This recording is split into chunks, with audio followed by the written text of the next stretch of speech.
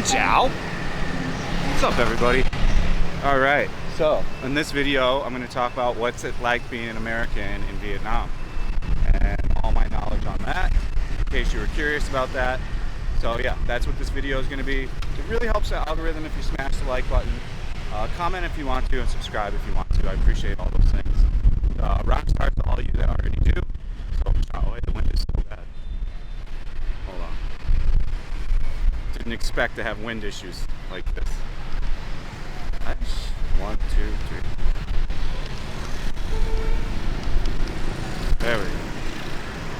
So one flaw on the Crane gimbal is the turnaround feature. You pump the button 3 times, but you have to do it super fast. Anyway, so, well, what's it like being an American in Vietnam? Specifically in Saigon, because that's where I live and have the most knowledge at. I'm sure it's a little bit different from Hanoi. You know, maybe one day I'll get up to Hanoi and talk to some people there, and they'll have a different perspective. But for the most part,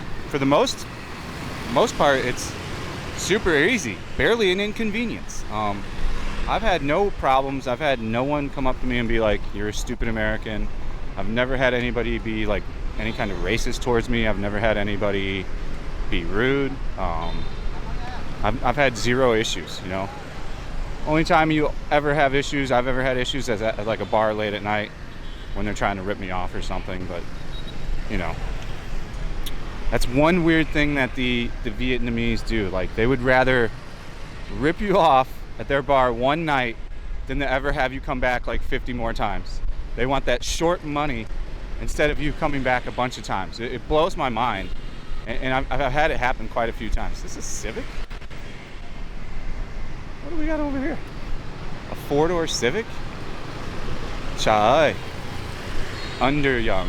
It has got some classic Japanese styling to it. It's pretty cool to see a Civic though, old school Civic. There's an old school GTR running around here too. I'll try to get that on camera one day. Pretty cool to see the Civic though. Good old square body representing. You got like drag tires out in the back. Opposite, man. They got to go in the front, bro. That's not a rear-wheel drive. Anyways, so let's get back to the topic at hand here. Yeah, I've had 0 problems. If you don't want to assimilate with the culture here and like worry about not knowing Vietnamese, you would live in District 2. That's where a lot of the Americans live here, the expats. They really like District 2. So hopefully we get the thumbnail here again, 2 days in a row of a hot chick taking a picture. We'll see. Maybe. So, yeah. If you don't want to, learn any Viet, you don't want to be part of the culture, super easy to just live in D2. There's so many like American style restaurants, Western style food. A lot of people that are in D2 rarely even leave it because there's so much there. It's really thriving right now, actually, during this coronavirus here. There's even more expats there. So, I mean, it's a simple place to go. Lots of good food. Housing's pretty affordable, and you'll be around a lot of other Americans / expats, and yeah, you can feel right at home. I chose D1 because I like D1 better, just simply put.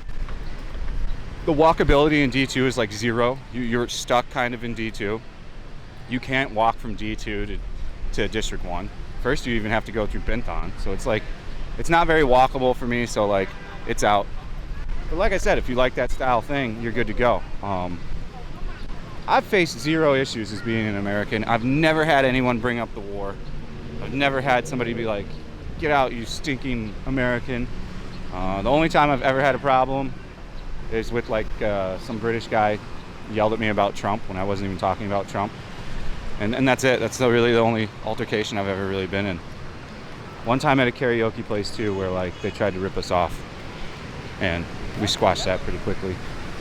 Other than that, I've had 0 issues, man. Like, people got so worried when I told them I was moving to Vietnam, especially my family. They're like, well, my mom and dad, they're like, well, what about the war? Aren't they gonna? None of that exists, man. The people here are as friendly as can be. Easy to make Vietnamese friends. Like, I've made a bunch of Vietnamese friends just in the past month at Pasture. They come and drink there after work because they're working on the Boss Online. This guy's got 4 red horses. He's going all in. Red Horse King. So yeah, you're not going to have any issues. All the stuff that you would think you need to worry about, you don't. I've talked about like common sense stuff in previous videos, so like, I mean, you're going to be fine. You're going to feel comfortable here. If you really like the Westerner vibe, D2 is definitely going to be for you. There's lots of like Western style restaurants, things like that. So you'll be good, man or girl. There's plenty of diverse areas here too. I met a pretty cool couple subscribers last night. They live in D12 and they live cheap. They got like $350 apartments that are supposedly really nice. The one guy works 2 jobs. He's a teacher, and then he's like does college work on the side. And he seemed to make pretty good money. Like his main teaching gig was $2,800, and then I think he said he makes $1,000 at the university. So he's making pretty good cheddar. But it sounds like he's working like 7 days a week and doesn't have much like free time in his hands.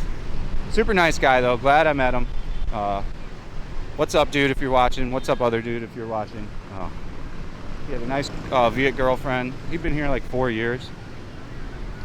Yeah, I haven't heard of, and he's American too. He's from the Midwest like I am. So he was super cool. I haven't heard of anybody ever telling me a story where they've got assaulted like for being a American. What's going on? Are they trying to stop skateboarding for the first time? That's what that looked like to me. It's picture time here. Dudes are such good photographers here for their girlfriends. They'll take like 100 photos for them. So, I mean, really, it's kind of what you make of it, but like all the stereotypes that people would think, like you're gonna get harassed because of the war and stuff like that, that's just not simply gonna happen. There is no harassment, even from old people. I've met like a ton of nice old people, never had any problems from them. So I mean, it's like what you make of it, you know, and I find it very happy life here. I'm happier than I've pretty much ever been. You know, Venice, the first few years was really good. Venice Beach, when I lived there. I should have got out of there much quicker. You know, I got accustomed to a life there though, and all that stuff. I mean, if you're considering wanting to move, I would say definitely get your plans ready. Sounds like next year you'll be good to go. So they did bring in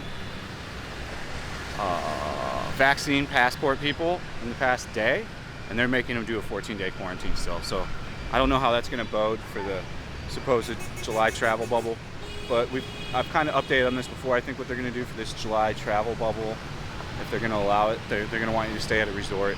You're not going to get free roam, it sounds like, which I don't know how many people are even going to want to do that. Kind of a weird plan. I just don't think they have enough information yet on, you know, once you're vaccinated, how efficiently can you spread it, not spread it, et cetera, et cetera. So I think they just want to have more information before we'll know really anything on that. But I'd say for the most part, yeah, you're not going to have, I've never had anyone be any kind of weird to me, you know? Yeah, I got my phone stolen, but that was me drunk at, you know, 3:30 a.m. walking across like a busy street like this, and some dude on a scooter grabbed my phone. Little petty crime like that's like pretty popular here, but I think that's everywhere right now because of COVID. So I mean, you just have to be aware. I have met quite a few expats that do not like it here at all. Like they can't get their head wrapped around the traffic. There's this lady that lives in my building. She's like 60. Every time I see her, she's like in some kind of altercation with a Vietnamese for some reason, and I don't even understand why or what. This last time she was yelling at the Grab driver because he didn't get there in the appropriate amount of time. It was insane. And then the other time I saw her get mad is she was crossing like a crosswalk here, and a car just drove like within 5 feet in front of her, and she like flicked the car off and told him to fuck off. Which, it looks like she's lived here a while. I don't know how she doesn't know that that's how things operate here. Like, why would you take that personal? So I mean, if you choose, you can let like the little things bother you here, but if you choose to like assimilate, and accept it for what it is, and that understand that it's not the same as where you come from, and that like traffic rules are different here. The way things are done here are different. Like you can get cut in line pretty aggressively if you're not aggressive on the line. Like they'll just go right up in front of you and take the position if you're not like paying attention and you're not getting to the front of the line. So I mean, these are just things you have to be aware of. I would say you would have no problem moving here, visiting here. There's no like specific crime to like erase here. In fact, I'd say more of the crime is Vietnamese on Vietnamese in like Vietnamese neighborhoods, with like motorbike thefts like later at night, muggings, and the R wording. R wordings happens on occasion here. So I mean, yeah, it's a fairly super safe place. I feel super comfortable as an American here. Most Vietnamese are excited to chat up somebody that's American, so you're gonna do fine here. Just be positive. Don't let the little things. Oh, this chick's smoke show. Weird dress though. Looks like a curtain. But yeah, don't let the little things bother you, and you'll be okay. This chick is taking 450 selfies now. That's pretty entertaining. Now they'll check the phone to see if it's good or not. Alright guys, I think that's the video. I don't have much more to add. I hope this was helpful if you're making a decision to come live here and ever wondered if it's like weird to be an American here, if like they think about the war still and stuff like that. So I'm here to tell you it's all good to go. You'll have a good time here. Be positive. Don't lose the magic from the first few months you get here, and you'll be good. I'm still gonna shoot this soon. I don't know when. I'm gonna go to GoVop this weekend with Win, so we're gonna film a bunch of different GoVop stuff. So I hope you liked the video. Smash the like button if you did. See you on the next one, and peace out.